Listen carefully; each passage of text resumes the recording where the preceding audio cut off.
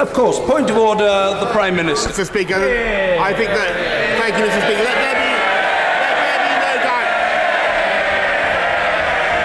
be no doubt, Mr. Speaker, about the consequences of this vote tonight. It means that Parliament is on the brink of wrecking any deal that we might be able to strike in Brussels, because tomorrow's bill would hand control of the negotiations to the EU, and that would mean more dither, more delay and more confusion. And it would mean that the EU themselves would be able to decide how long to keep this country in the EU. And since I refuse to go along with that plan, we are going to have to make a choice, Mr. Speaker. I don't want an election. The public don't want an election.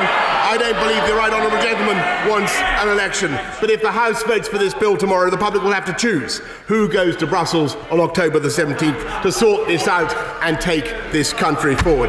Everybody knows that if the right honourable gentleman is the Prime Minister, he will go to Brussels and beg for an extension. He will accept,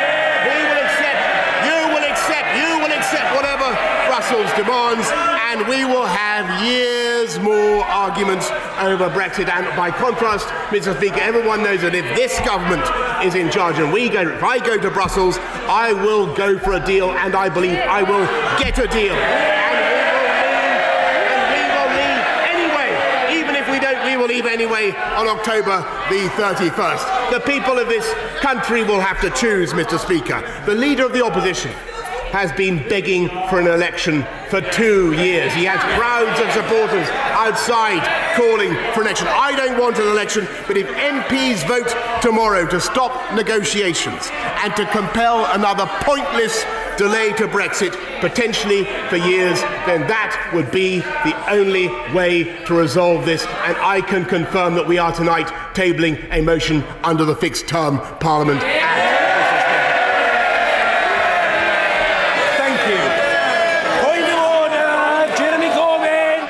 Mr. Speaker, on a point of order, I welcome tonight's vote.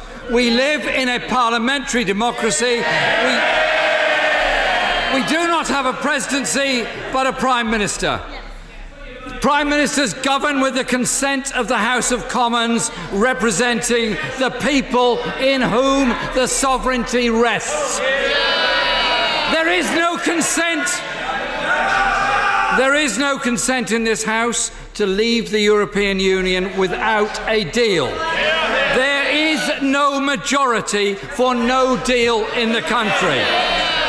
As I've said before, if the Prime Minister has the confidence in his Brexit policy, when he has one he can put forward, he should put it before the people in a public vote. And so, he wants to table a motion for a general election. Fine. Get the bill through first in order to take no deal off the table.